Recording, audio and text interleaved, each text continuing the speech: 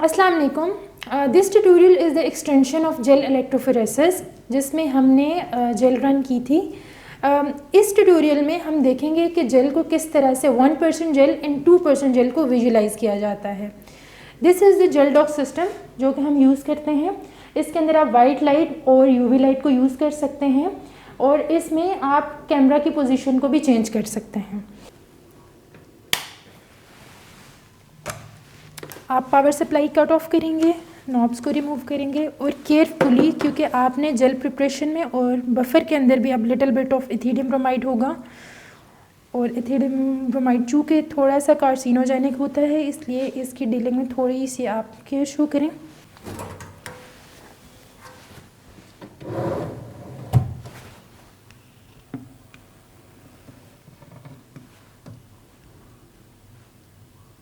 ये loading die के band हैं और इससे हमें एक रफ़ एस्टिमेट मिल जाता है कि हमारा जो डीएनए है या जो एम्पलीफाइड प्रोडक्ट साइज़ है वो इसके पीछे रन हो रहा है।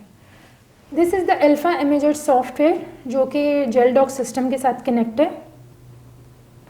जेल को प्लेस करने के बाद यहाँ से हम एक्वायर करेंगे। This is the gel picture of 1% gel, means कि ये डीएनए की जेल है जो कि आपने 1% एगरोज पे रन की है। इसमें जो इंटरक्लेटिंग डाई हमने यूज़ किया है that is ethidium bromide. Different type of intercalating dye such as methylene blue और SYBR Safe can also be used, लेकिन हमने इथीडियम ब्रोमाइड यहाँ पे यूज़ किया है जिसका मिनिमम थ्रेशहोल्ड लाइक अगर 0.5 नैनोग्राम से कम डीएनए हो तो वो रिजॉल्व नहीं हो सकता एगरोज जेल पे। 0.5 से जितना ज़्यादा होगा वो रिजॉल्व हो जाएगा। आप ये देख सकते हैं कि फर्स्ट लेन में एंड लास्ट वेल में, मीन्स के first well and last well में हमने 1 KB लैडर रन किया हुआ है और ये हमारे सैंपल हैं। आप इंटेंसिटी देख सकते हैं बैंड की, ये सैंपल की इंटेंसिटी कम है, इन सैंपल की ज़्यादा है। विद कंपैरिजन टू लैडर यहाँ पे हमें दो चीज़ों का पता चलता है। एक तो प्योरिटी, मीन्स कि आपका डीएनए कितना प्योर है, एंड नेक्स्ट कितनी क्वांटिटी है। रफली आइडिया हो जाता है, ऑल्दो डीएनए क्वांटिफिकेशन एक अलग से हम टेक्निक यूज़ करते हैं डीएनए क्वांटिफाई करने के लिए, लेकिन थ्रू जेल हमें और by comparing with ladder, non size ladder, हमें ये आइडिया हो जाता है कि इसके अंदर कितनी क्वांटिटी है।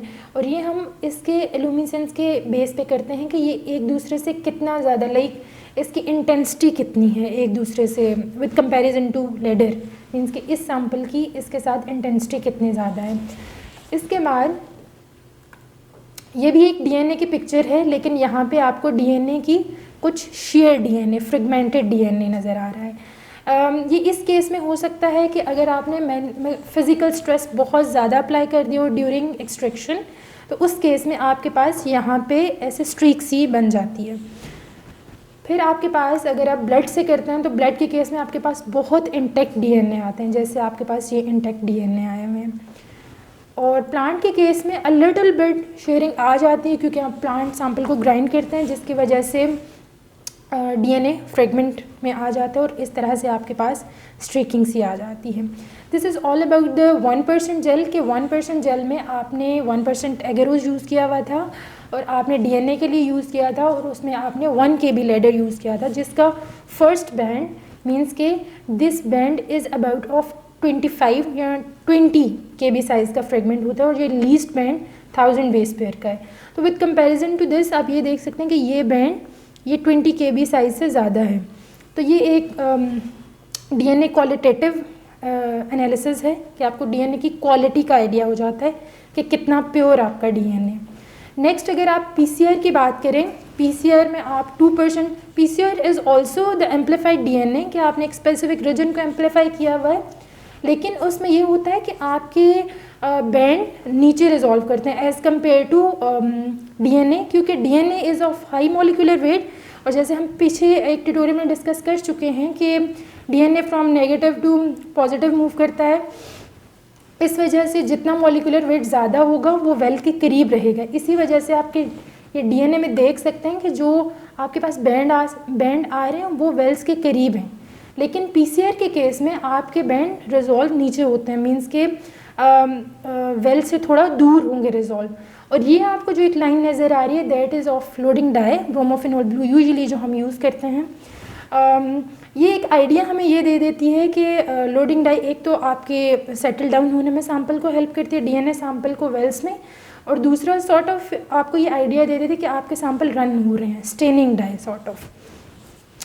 इसके बाद अगर आप ये देखें तो ये भी एक पीसीआर की ही जेल है, लेकिन इसमें आपको little bit of non specific binding. Okay, जब आप पीसीआर की जेल को विजुलाइज करते हैं तो आपके पास 3 ऑप्शन होते हैं, या तो आपके पास डिज़ायर्ड प्रोडक्ट आ जाए, या non specific binding like other than specific binding. Let suppose आपका बैंड आना था 600 बेस पेयर का, लेकिन 600 के बैंड के साथ आपको कुछ और 700, 800 या 900 बेस पेयर के करीब कोई बैंड नज़र आ रहा होता है, तो that is of non specific binding.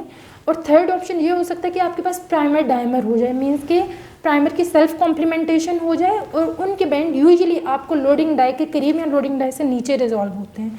जिस तरह से आप यहाँ पे देख सकते हैं कि ये लोडिंग डाई के बिल्कुल करीब है बैंड।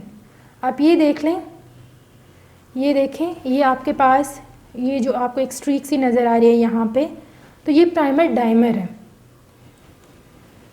ये भी नॉन स्पेसिफिक बाइंडिंग में आता है, मींस कि आपके पास अब ये देखें, ये हमारे पास एक 100 बेस पेयर लेडेड प्लस है थर्मो का, वो हमने रन किया हुआ है। इसका least band is of 100 base pair और ये 200 बेस पेयर का है।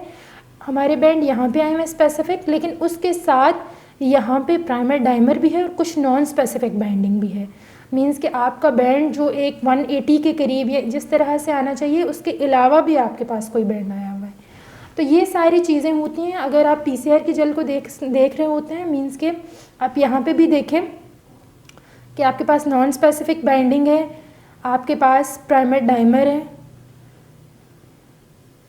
तो इन सारी चीज़ों को देख के आप आइडिया कर सकते हैं। और पीसीआर के केस में हम 100 बेस पेयर और 50 बेस पेयर लेडर यूज़ करते हैं, और इससे आपको आइडिया हो जाता है कि आपके डीएनए की प्योरिटी कितनी है, लाइक कितना प्योर है आपका डीएनए, कितना इंटेक्ट है, और लिटिल बिट आपको ये भी आइडिया हो जाता है कि डीएनए की कितनी क्वांटिटी है।